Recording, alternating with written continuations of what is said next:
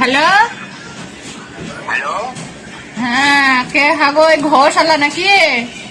হ্যাঁ, ঘোষ বলছি, বলো। হ্যাঁ, বলছে তুমি গরু দুধ বিক্রি করো নাকি? হ্যাঁ বাবা। হ্যাঁ, বিক্রি করি, তোমার লাগবে? না না, আমার লাগবে না। ওই বাবা একটু ব্যাপার হয়ে গেছি। কি ব্যাপার? বলছি তুমি ওই কামালের দাদিকে প্রত্যেকদিন সকালবেলায় 1 কেজি করে গরুর দুধ দিয়ে আসো নাকি? হ্যাঁ গো। হ্যাঁ, প্রত্যেক দিনই তো দিয়ে আসি। তা বলছিলাম ওই একটু ব্যাপার হয়ে গেছে। হ্যাঁ বাবা, ওই কামালের দাদির। কি কি হয়েছে, কি মারা গিয়েছে? না গো, মরবি কেন?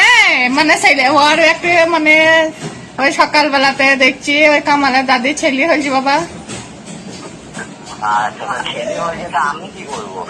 মানে তোমার কিছু করার নাই, মানে ব্যাপারটা ছেলেটা তোমার মতনই দেখতে হয়েছে বাবা, ওই জন্য বললাম। আমি দুধ দিয়ে পালিয়ে আছি, আর আমার মতো ছেলে হয়েছে? আমি তোমার বাড়ির লোকই না। ভন্ডামো মারছো নাকি এখানে?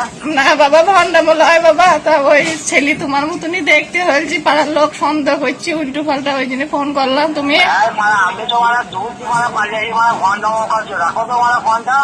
শোনো বাবা, শোনো, কেটে দিয়েছে যা। আর তোমার